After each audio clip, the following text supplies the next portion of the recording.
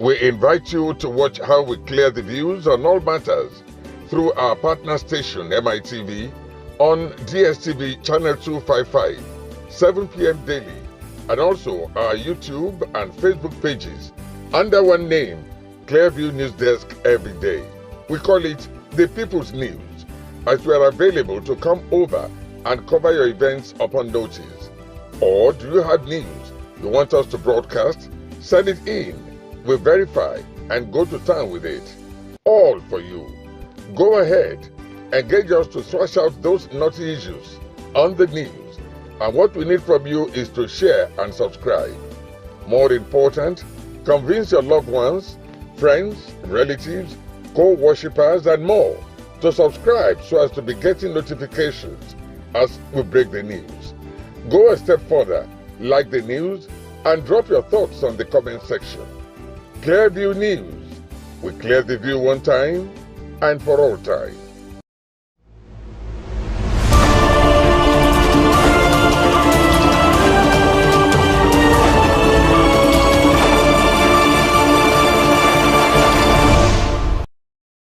Hello and welcome to Clearview News Desk. We are reaching you live from Nigeria's capital city, Abuja. First, the headlines.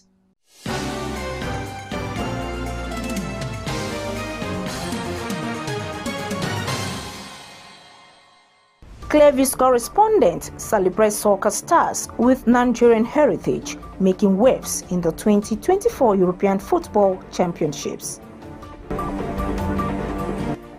Outgoing Commissioner of Police in Kano State, Hussein Kumel, says the command remains steadfast in maintaining law and order in the state.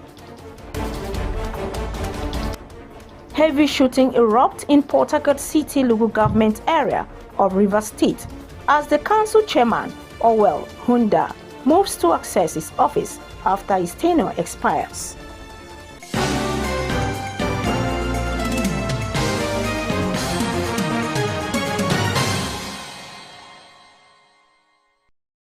I am Imefonokun with this and more. The relationship between the Kano State government and Police Commissioner Hussein Kumel is not too cordial as expected. Few days back, the government, through the Justice Commissioner Haruna Dederi, specifically accused the police boss of undermining the authority of the state chief executive. These developments has therefore triggered Clearview News Desk to ask who should control the police, the president or governors. The Kano State government has alleged that some enemies of the state are bent on causing a breakdown of law and order to destroy the state. The State Commissioner of Justice, Haruna Dederi, made the allegation in Kano while briefing the press on recent developments in the state. Dederi's statement to the press had the title, "Who is Plotting to Cause Anarchy in Kano?" He alleged that agents of destruction and rejected politicians were desperately making plans to plunge the state into unnecessary and avoidable anarchy. He particularly accused the State Police Command of trying to undermine the constitutional authority of the governor. We hear that the Commissioner of Police, without any consultation with the State Chief Officer, has issued an order banning Eid-el-Kabir festivities in Kano State. He expressed surprise that the governor only got to hear of such a ban through social media. The Dederi therefore queried, who is pushing the CP to usurp the authority of the governor? Reacting to the accusations, the Commissioner of Police in Kano State, Hussein Kumel, said he had never disrespected the governor. Now, this development has therefore thrown up the question, who should control the police, the president or governors? Section 214 of the Constitution established the Nigeria Police Force to maintain law and order in the country.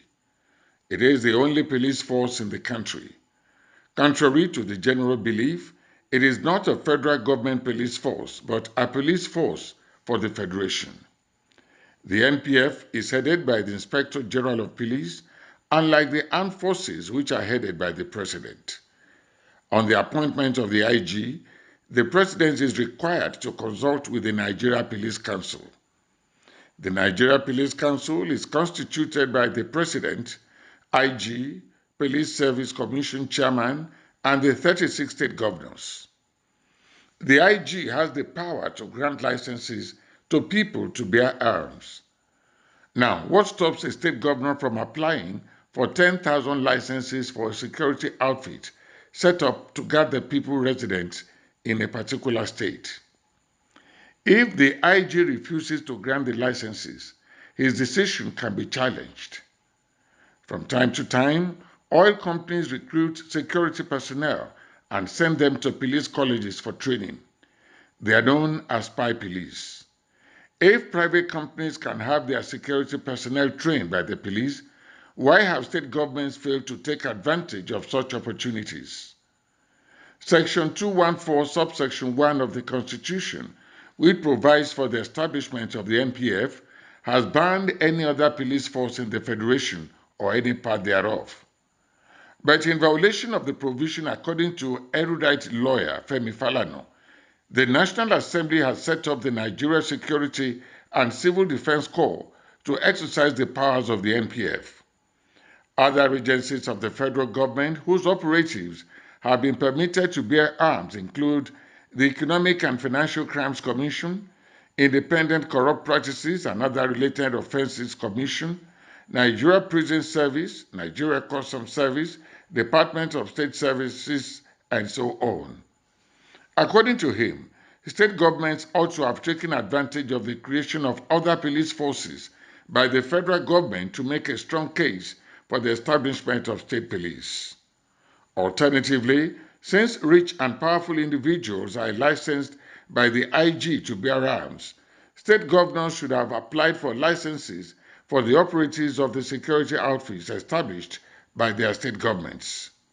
Indeed, it is doubtful if state governments are aware that they can apply to the president to apply for spy police who will be trained by the NPF.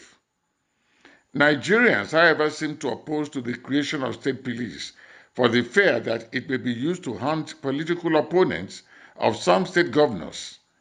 But in our situation, the Inspector General of Police is under the control of the presidency. You also have the commissioners of police in the different states. Where we have a crisis is when you say the governors in each state are the chief security officers, and yet they do not have control over their commissioners of police. The CPs are responsible to the IG. That creates some kind of dichotomy.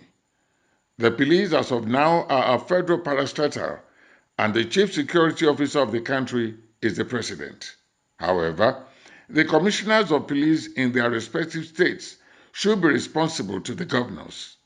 This is because the governors are the chief security officers of their states. It is important that this relationship is purely on the basis of the rule of law and transparency. It should not be abused to serve political means. This is how things should be. The commissioners of police should be attending to the governors and helping them with the issues of security, just as the governors assist them with the provision of equipment. I think as the chief security officers of the state, the governors should be getting reports and updates from their commissioners of police on the state of security in their domains. Police commissioners should also be members of the State Security Council. The outgoing Commissioner of Police in Kano State, Hussein Kumel, says the command remained steadfast in maintaining law and order in the state. Kumel disclosed this during an interview that police and other security agencies will not be distracted from discharging their responsibilities to the people of the state. Also, he warned against politicizing the security situation in the state, urging every resident of the state to support the police in its duties. He said that providing a conducive atmosphere for law-abiding members of the public to carry out their legitimate activities was a priority to the personnel of the command. The police chief therefore urged the public to provide the police with necessary information for identifying, apprehending, and prosecuting criminal elements in the society. The Nigerian Security and Civil Defense Corps NSCDC has inaugurated its second batch of mining marshals as a specialized unit trained to strengthen security in the mining industry. Clearview's Florence Joshua, who was there, now brings us details.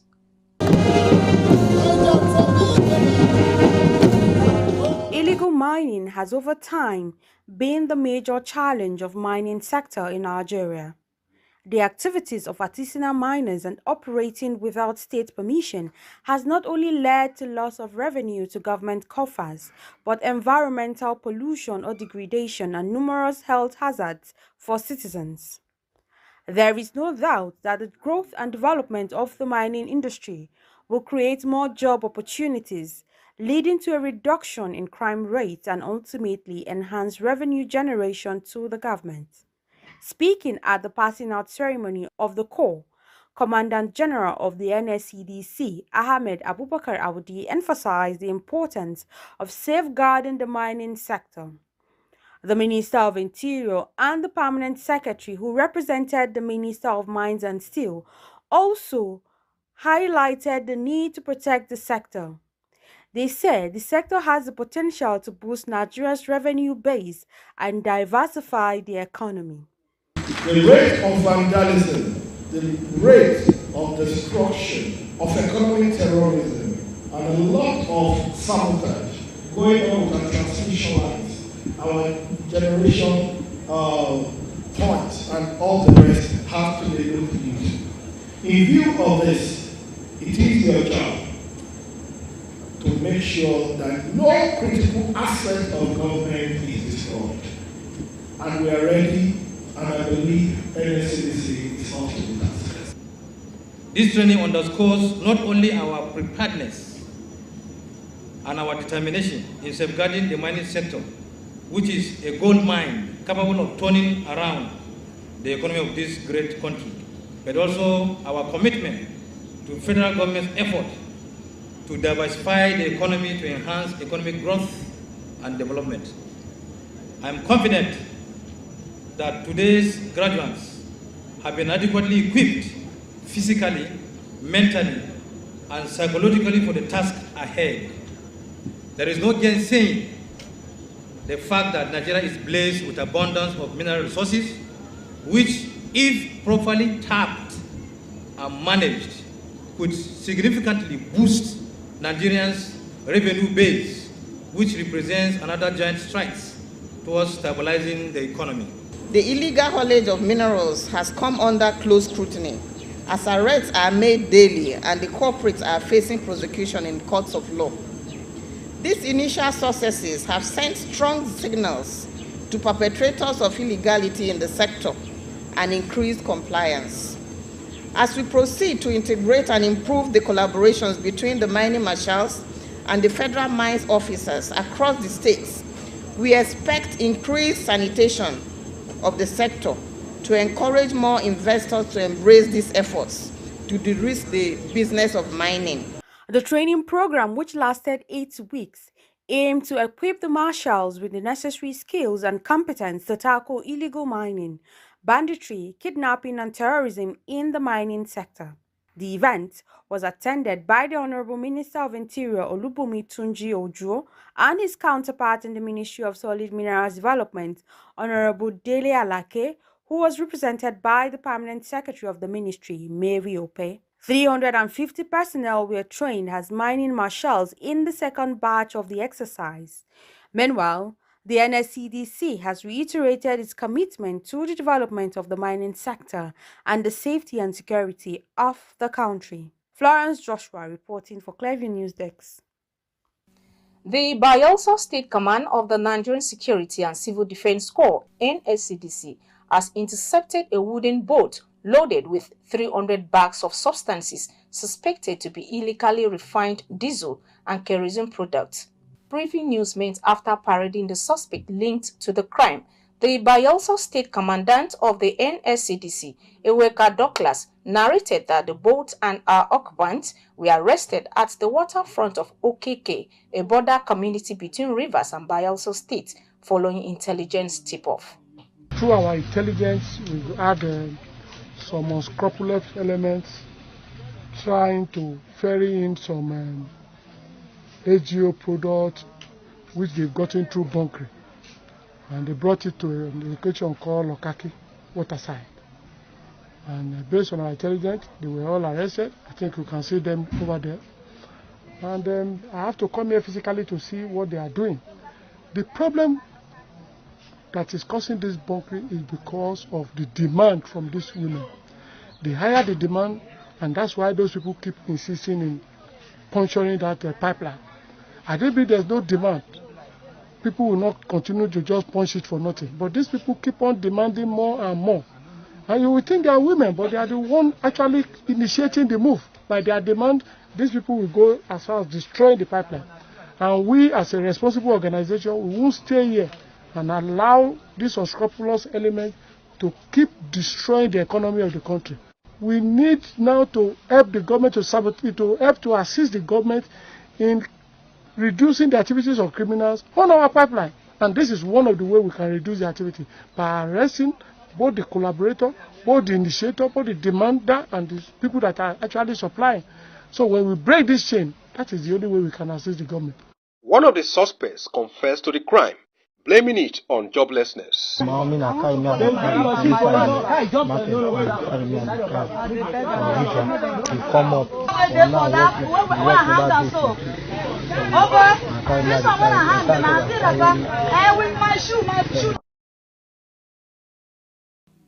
Heavy shooting has been reported at the premises of Port Harcourt City local government area of Rivers State in the early hours of today, following a move by chairman of the local government area, Honorable Owell Ihunda, to access his office. The development has sparked tension as businesses in the area have shut temporarily. It was alleged that the chairman of the local government area, Ihunda, had arrived at the council secretariat this morning with his security personnel to access his office, but was denied access by the youth who resumed occupation of the premises on Monday. Recall that the 3 years tenure of the elected local government chairman and councillors expired on the 17th of June as provided by the Constitution.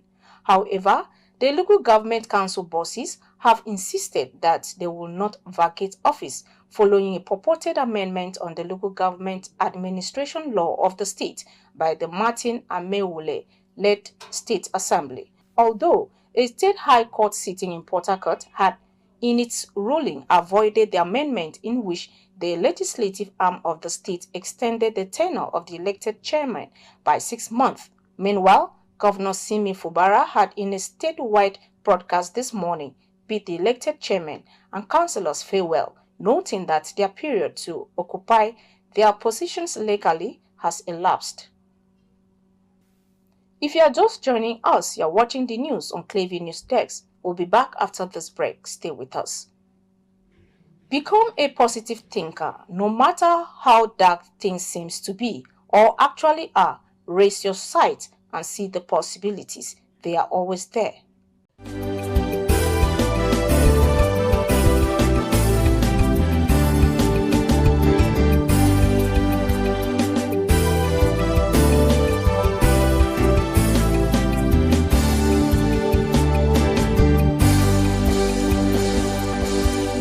Welcome back.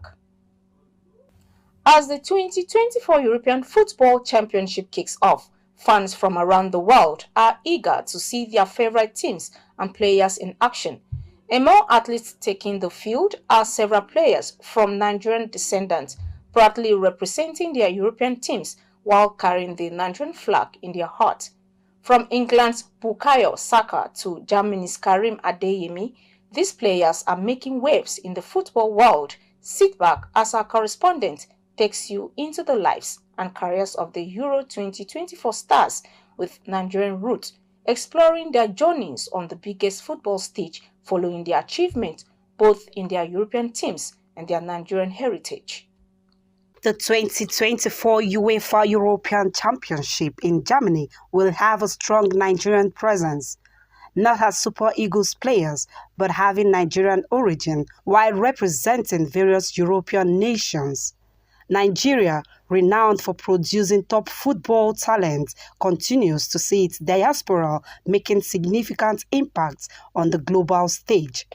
First on the spotlight, we'll bring you Arsenal star winger Bukayo Saka, born to Nigerian parents, who has been a crucial member of the England national team since the last Euros. Saka, who maintains strong ties with Nigeria, has been a revelation for both club and country. He has consistently performed at a high level and just had an outstanding season, with Arsenal scoring 20 goals and providing 13 assists. Next on our list is Jamal Musiala.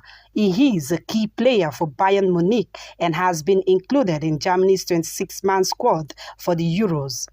The 21-year-old midfielder, born to a Nigerian father and a German mother in Germany, had a stellar season with 12 goals and 7 assists, solidifying his place as one of the brightest young talents in European football. And now we move to Manchester City stalwart defender Manuel Akanji, who will be representing Switzerland. Born in Switzerland to a Nigerian father, Akanji has been a mainstay in the Swiss national team, earning over 50 caps. Still talking about the Swiss squad is Noah Okafor, the AC Milan forward born in Billingen, Switzerland to a Nigerian father and a Swiss mother. Okafor's football journey began at FC Basel, where his performances caught the eye of top European clubs. Making his move to AC Milan in 2023 marked a significant step in his career. In the 2023-2024 season, Okafor scored 6 goals and provided 3 assists, demonstrating his growing influence. Although he has only 2 goals in 22 appearances for Switzerland, Okafor's pace, dribbling and finishing made him a player to watch at Euro 2024. And lastly on the list is Joshua Zirkzee, Netherlands. Joshua Zirkzee's path to Euro 2024 has been a winding one. Born in Schiedam, Netherlands, to a Dutch father and a Nigerian mother, Zirkzee began his career at Feyenoord before moving to Bayern Munich's youth setup. His performances earned him a late call-up to the Netherlands squad for the Euros, combined with his technical skills, making him a valuable asset for the Dutch team. Eunice Ella Eze reporting for Clearview News Desk. France captain Kylian Mbappe has been diagnosed with a broken nose after an injury during Monday's 1-0 Euro 2024 win over Austria. The France Football Federation, who confirmed this in a statement on Tuesday, said the FFF said Kylian Mbappe suffered a broken nose during the second part of the Austria-France held this Monday. Also in the statement, it confirmed that the captain of France was treated first by the medical staff and will receive treatment in the next few days, but he will not undergo surgery in the immediate future. Hence, a mask will be made for him so that he can prepare for his return to the competition after a period dedicated to treatment. Meanwhile, the Belgian boss Domenico Tedesco has admitted that he was frustrated by the controversial VAR decision that condemned his side to a short 1-0 defeat against Slovakia in their Euro 2024 opener on Monday. The Director General of the World Health Organization (WHO), Dr. Tedros Adhanom, said there had already been 32 deaths attributed to malnutrition, including 28 among children under 5. At the beginning of June, the UN's Children's Agency, UNICEF, reported that 9 out of 10 children in Gaza were experiencing severe food poverty, surviving on 2 or fewer food groups per day. It said that months of hostilities and restrictions on humanitarian aid have collapsed the food and health systems, resulting in catastrophic consequences, and that children were at risk of life-threatening malnutrition. According to the World Health Organization, more than 8,000 children under the age of 5 have been diagnosed and treated for acute malnutrition since the war began. And that's the news, but before we go, a recap of the top stories.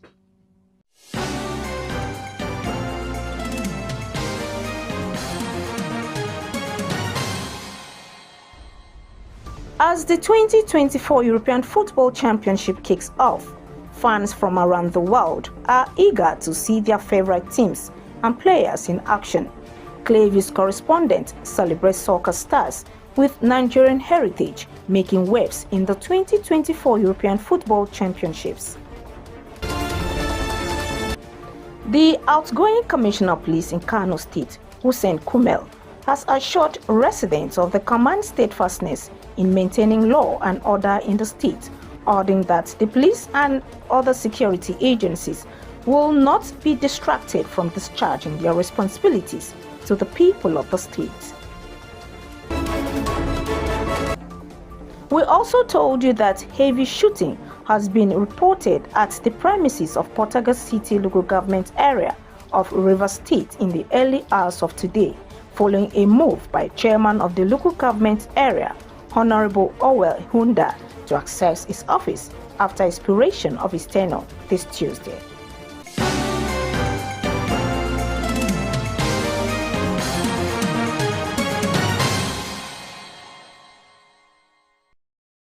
You can follow up on latest events and happenings around you via social media platforms on Facebook, Instagram, and YouTube at Clearview News Desk, or via handle on X, formerly known as Twitter, at Clearview Online.